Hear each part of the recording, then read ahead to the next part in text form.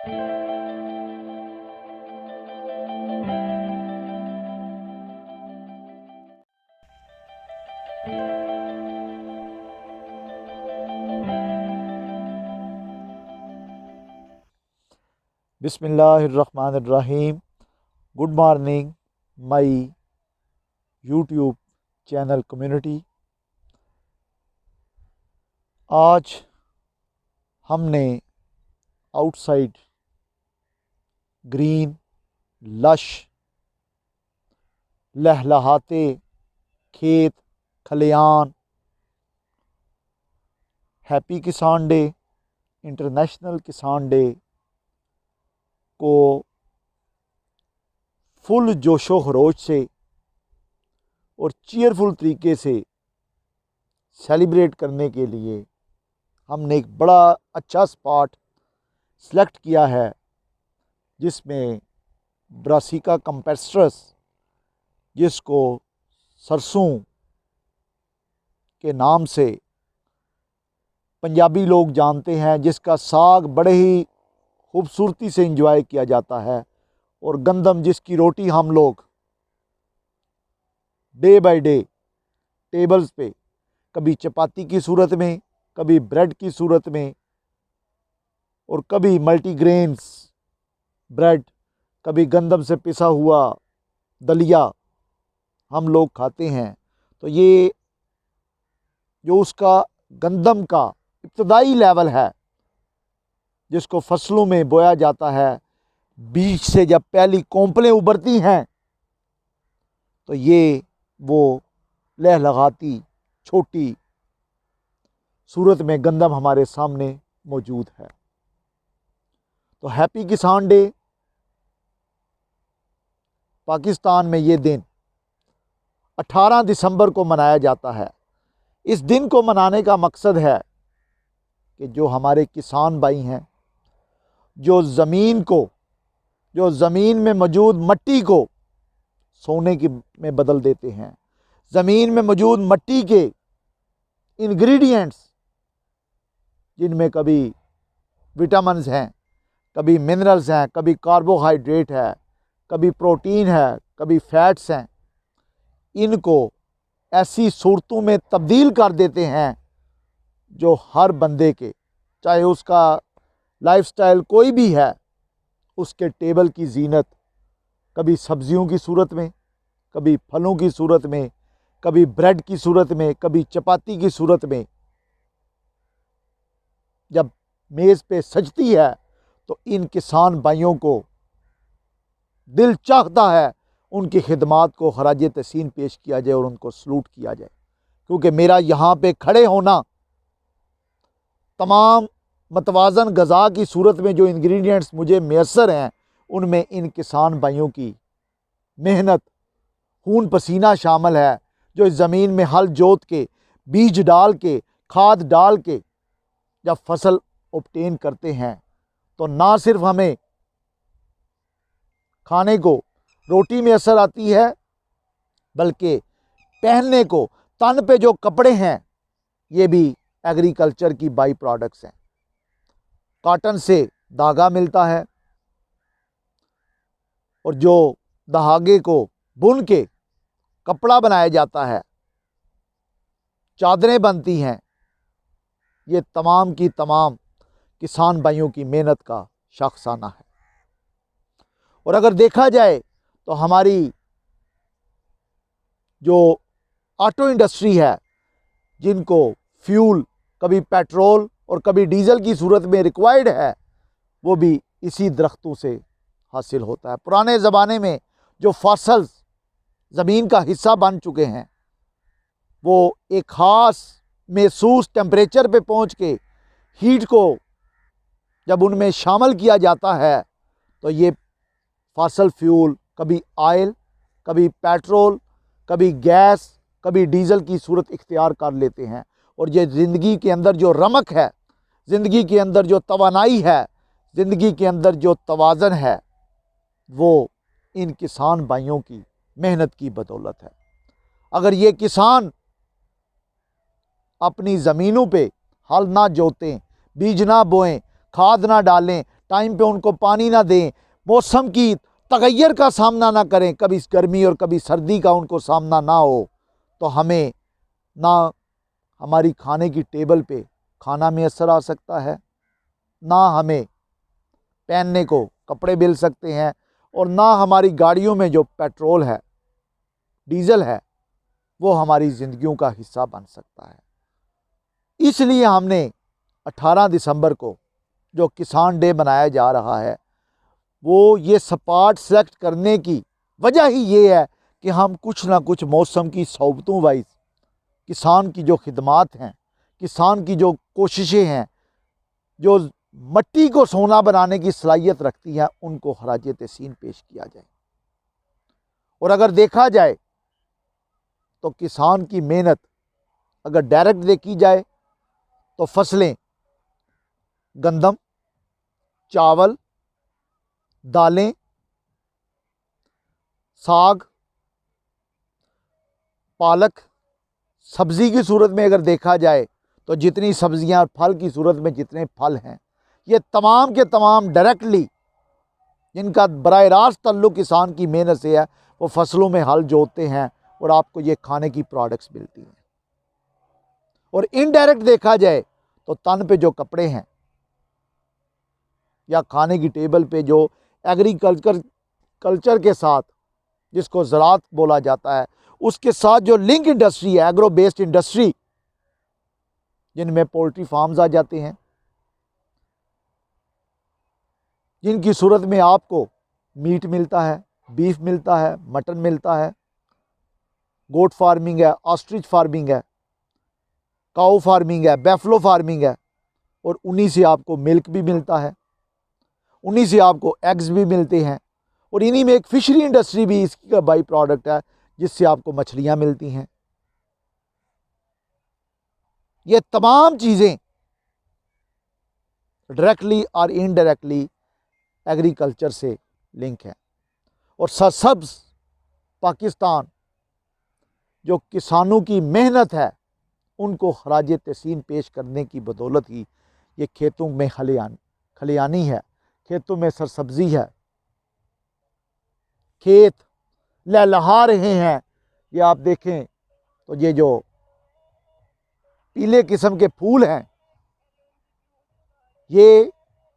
Brassica कैम्पेस्ट्रस जो सरसों है, जिससे कभी भैंसों को चारा मिलता है। और इधर देखें ये जो ट्रैक्टर ट्रालियां आ रही हैं, ये ट्रैक्टर इंडस्ट्री भी किसानों के लिए, किसानों की ज़िंदगी में आसानी पैदा करने के लिए बनी है। अब हम अपने मुल्क की मुश्किलात का अंदाज़ा लगाते हैं। ये अभी 2 महीने पहले इस्लामाबाद में जो किसानों ने एहतजाज रिकॉर्ड कराया है, क्योंकि जो ज़राअत की इनपुट्स हैं, जिनमें बीज आ जाते हैं,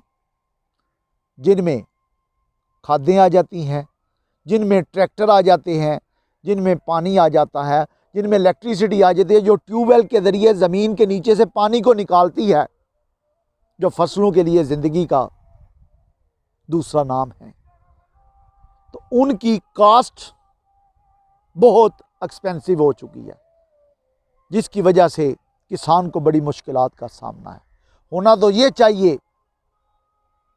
कि ज़मींदार खुशहाल होगा तो हमारा मुल्क खुशहाल होगा, लेकिन जो हकीकत में फैक्ट्स हैं वो बड़े भयानक हैं, बड़े दर्दनाक हैं कि किसान को अपना पेशा, अपना शोबा छोड़ने पे मजबूर कर रहे हैं। फसल काश्त करने के बाद जब ये बाज़ारों का रुख करती है, तो इंफ्रास्ट्रक्चर जिसमें रोड्स हैं, जो मंडियों तक ये फसल को पहुंचना चाहिए, उनमें कभी थर्ड पार्टी इन्वॉल्व हो जाती है और कभी एजेंट्स इन्वॉल्व हो जाते हैं, और उनकी कास्ट ऑफ रीच जो है वो भी बढ़ जाती है। फर्टिलाइज़र्स बड़े एक्सपेंसिव हो चुके हैं। हाई क्वालिटी के जो बीज हैं, जिनसे पर एकड़ काश्त, पर एकड़ यील्ड इतनी की बढ़ सकती है कि फूड सिक्योरिटी यकीनी बन सके, वो भी अवेलेबल नहीं है। रिसर्च में हम लोगों ने काम नहीं किया। और जब एग्रीकल्चर इनपुट्स एक्सपेंसिव होगी तो डेफिनेटली उसका नतीजा जिसमें ये फसलों को गेन करने की सलाहियत है वो भी बढ़ जाएगी, आउट ऑफ रीच हो जाएगी आम बंदे की। और जब ये आबादी बढ़ रही है दुनिया की स्टेप बाय स्टेप, किसान अपने शोबे को छोड़ के अर्बेनाइज्ड फैसिलिटीज़ को देखते हुए अर्बेनाइजेशन की तरफ माइल है, माइग्रेशन हो रही है। तो ये जो ज़मीनें हैं हमारी, पानी की कमी की वजह से, क्लाइमेट चेंज की वजह से जो फ्लडिंग हो रही है, जिसकी वजह से फसलें उजड़ जाती हैं और इंसान को कहत की कैफियत भी देखनी पड़ती है। और अभी पाकिस्तान में देखा जाए तो पर एकड़ यील्ड दुनिया के स्टैंडर्ड वाइज बड़ी पीछे है, क्योंकि हमें वो बीज जिनसे कम मुद्दत में ज़्यादा सलाहियत से फसलें अपनी प्रोडक्शन दे सकती हैं वो वाले बीज चाहिए। रिसर्च में हम लोगों ने कुछ नहीं किया, हमारी ज़मीनों में ज़्यादा मेहनत करनी पड़ती है, कास्ट कम मिलती है। और अभी एक सर्वे मैं आपके साथ शेयर करने वाला हूँ, क्योंकि गंदम की फसलों पे खड़ा हूँ, तो गंदम की बात ना की जाए तो ये इसके साथ करीने इंसाफ नहीं है। गंदम इस वक्त देखा जाए तो पर एकड़ जो उसकी यील्ड है वो हमारी आबादी की ज़रूरियात वाइज कम है। और आगे एक सिनेरियो ये है कि वक्त के साथ ये खेत खलिहान रेजिडेंशियल फैसिलिटी वाइज मकान बन जाएंगे, तो हमें पर एकड़ यील्ड को इतना कि इजाफा करना चाहिए कि हमारी आबादी इससे मुस्तफ़ीद हो सके। और अगर ये हमने वक्त के तकाज़ों के मुताबिक, मॉडर्न दौर के मुताबिक मैकेनाइजेशन ना की, ट्रैक्टर्स, वो बीज जो highly technology, highly research oriented हैं, उनसे काश्त ना की, इनपुट्स को इनएक्सपेंसिव वे में किसानों तक अप्रोच ना करवाया, फर्टिलाइज़र की, डीज़ल की, इलेक्ट्रिसिटी की, इनपुट्स वाइज इनको आसान किया, आसान करना चाहिए ताकि किसान भी खुशहाल हो सके। और इसमें थर्ड पार्टी का रोल भी ख़त्म कर देना चाहिए ताकि किसान डायरेक्ट मार्केट तक एक्सेस करे और अपनी फसलों का बतरज उत्तम उसका मुआवजा मिल सके। और अगर हमने मौजूदा वक़्त में अपने आप को मॉडर्न ट्रेंड वाइज अडाप्ट ना किया तो हमारा मुल्क जो अभी भी क्लाइमेट चेंज की वजह से कभी फ्लडिंग की जद में है, कभी ड्रोट की मद में है, कभी हमें फसलें बाहर से, कभी हमें सब्जियां फल बाहर से इंपोर्ट करने पड़ते हैं, तो उसकी वजह से हमें फाइनेंशियल इम्प्लीकेशंस का सामना है, जिसकी वजह से हम खुशहाल नहीं हो सकते। और हमारी आबादी को अगर हमने इसी अवेलेबल रिसोर्सेज में इनको सब्जियां फल आसान कीमतों में प्रोवाइड करने हैं ताकि इन्फ्लेशन ना हो, तो हमें इनकी एग्रीकल्चर इनपुट्स को सस्ता करना होगा ताकि किसान आसानी से उनको अप्रोच करे, आसानी से उसको अवेलेबल हो, वो आसानी से उनको काश्त करे, पर एकड़ यील्ड ज़्यादा हो ताकि फूड सिक्योरिटी को यकीनी बनाया जा सके, ताकि किसान का सोशो इकनॉमिक स्टेटस अपग्रेड हो सके, क्योंकि उसकी सोशो इकनॉमिक स्टेटस की अपग्रेडेशन से हमारे और दुनिया के तमाम ममालिक की प्रॉस्पेरिटी अटैच है। आपके जिस्म पे जो लिबास है वो भी आपको एग्रीकल्चर की इम्पोर्टेंस से आगाह करता है। तो इसलिए मैंने ये फसलों पे आके अपने फार्म हाउस को चुना है, जहाँ पे अभी सरसों काश्त हो चुकी है, भैंसों के लिए चारा तैयार करने के लिए अलहदा उधर मौजूद है, और ये गंदम की काश्त को यकीनी बनाया गया है। और मैंने हाईली मॉडर्न तर्ज के सीड्स को चुना है with modern standard inputs, mechanisation को अवेलेबल किया है ताकि जदीद दौर के साथ कम जगह से ज़्यादा काश्त ली जा सके, क्योंकि ये मौजूदा वक्त की ज़रूरत है। और अगर हम आज एक अच्छी प्लानिंग कर लेंगे तो डेफिनेटली किसान की ज़िंदगी में आसानी आएगी। जब किसान की ज़िंदगी में आसानी आएगी, जब उसको आसान कीमतों पे ये इनपुट्स अवेलेबल होंगे, तो डेफिनेटली मार्केट में वेजिटेबल्स, फ्रूट्स और दूसरी अजनास आसान कीमतों पे मिलेंगी, जिससे तमाम लोगों के टेबल इन सब्जियों फलों से भरेंगे। और हमारे तन बदन पे जो कपड़े पहने जाते हैं, ये भी किसान की मेहनतों का फल हैं, निचोड़ हैं। तो इसलिए मैंने ये फसलों पे आना मुनासिब समझा, ताकि किसान की जो एफ़र्ट्स हैं, जो कोशिशें हैं, जो उसकी मेहनत है, उसको खराज तहसीन पेश किया जाए। क्योंकि किसान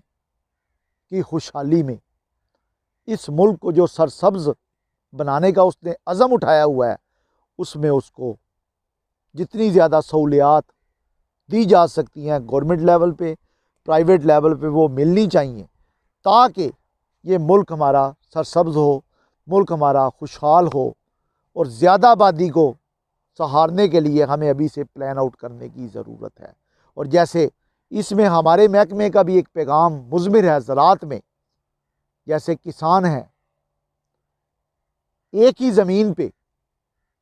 अगर गंदम उसने काश्त करनी है तो इस ज़मीन को वो वक्फ़ा देता है, ताकि अगली, या वो रोटेशन करता है कि अगली फसल इसमें कोई और बोएगा।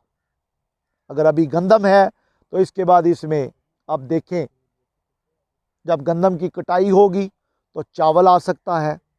जब गंदम की कटाई होगी तो मकई आ सकती है, जब गंदम की कटाई होगी बाजरा आ सकता है, या ब्रासिका आ सकता है, ताकि इस ज़मीन को जब रेस्ट मिलता है तो अगली फसल भी सेहतमंद होती है। और हमारा ये किसान बरादरी के साथ, इज़हार यकजहती के साथ पूरी दुनिया के कपल्स को भी ये मैसेज है कि जैसे ये ज़मीन, हरियाली, फसलें, किसान हमें वक्फ़े की अहमियत का बताते हैं, तो क्यों ना हम लोग अपने घरों में मौजूद माँ, बहन, बेटी, जो कि एक अज़दवाजी रिश्ते में है, मैट्रिमोनियल रिलेशनशिप में है, उसकी ज़िंदगी को सेहतमंद करने के लिए, उसकी ज़िंदगी को तवाना बनाने के लिए, उसको एक अच्छी खुशगवार मुस्तकबिल की आस दिलाने के लिए, वो भी अपनी ज़िंदगी में वक्फ़े को यकीनी बनाए, ताकि एक बच्चे से अगले बच्चे के दरमियान ब्रेस्ट फीडिंग के लिए प्रॉपर स्पेसिंग हो। तभी ख़ानदान भी खुशहाल होगा। और इसी तरह ख़ानदान की खुशहाली मुल्क को जैसे तरक्की याफ्ता बनाती है, इस तरह हमारे किसान भाई भी अगर खुशहाल होंगे, उनको उनके घर में खुशहाली आएगी। इन फसलों को देख के तो हमें बड़ी तरावत मिल रही है, बहुत ही अच्छा लग रहा है। My Facebook community, my YouTube channel community, तो आप लोग मेरे इस मैसेज को उन किसान भाइयों तक, चाहे दुनिया के किसी भी गोशे में वो बात है, उन तक पहुंचा दें कि उनके साथ हम उनकी एफ़र्ट्स को, उनके जज्बात को समझते हुए, क्योंकि ज़मीन माँ है और माँ अच्छी प्रोडक्ट ही देती है। जितनी आप मेहनत करते हैं, इस माँ से आपको खुशहाली मिलती है। आपकी एफ़र्ट को सलाम है, क्योंकि आप मेहनत करते हैं तो हमारी खाने की ज़ीनत, लिबास की ज़ीनत, गाड़ियों में चलने वाले पेट्रोल की ज़ीनत, ये आपकी मेहनत बनती है। और मेरा ये मानना है कि आपकी एफ़र्ट को जितना खराज तहसीन हम पेश कर सकते हैं वो करें, और आपकी एफ़र्ट को मेरा सलाम है।